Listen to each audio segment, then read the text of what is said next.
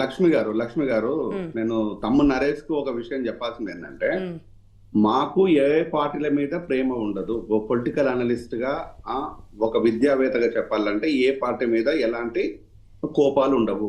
Same time వచ్చేసి ఏ పార్టీని కూడా నెత్తినో పెట్టుకోము. ఇక్కడ ప్రజల అవసరాల కోసము నేను మెడికల్ కాలేజీలకు వ్యతిరేకం కాదు, నేను ఒక మెడికల్ డాక్టర్ని.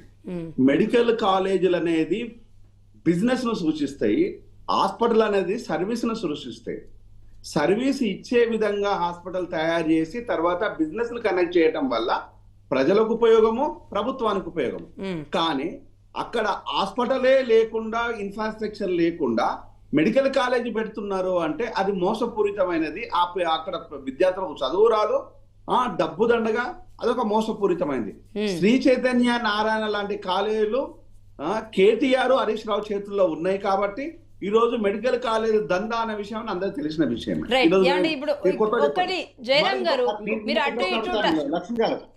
మరి ఇప్పుడు ఇన్నిటి మీద జయరామ్ గారు ఒక విషయం, కేసీఆర్ గారి పేరు రావడాన్ని మారుస్తారు. మరి అదే నారాయణ చైతన్య మీద ఎందుకు చర్యలు తీసుకోలేకపోతా ఉన్నారు? అదే నారాయణ చైతన్య మీద ఎందుకు చర్యలు తీసుకోవాలి? కేసీఆర్ గారి పేరు రావడాన్ని ఎలా కంక్లూడ్ చేస్తారు? కంక్లూడ్ చేయండి ఒక విషయం. ఏదైతే తన కూతురు తీసుకున్న నిర్ణయాలను తెలిసి, తప్పుడు నిర్ణయాలని తెలిసి కూడా సైలెంట్ గా ఉండడమే కేసీఆర్ చేసిన పెద్ద తప్పు. ఇదే తప్పులు కనుక ఇతరులు చేస్తే కేసీఆర్ అంతే మౌనంగా ఉండేవాడా? ఒక పిక్ ప్యాకెటర్ 100 రూపాయలు దొంగతనం చేస్తే తీసుకొచ్చి పోలీసులో పెట్టి వీడు దొంగ అని ముద్ర వేస్తారు.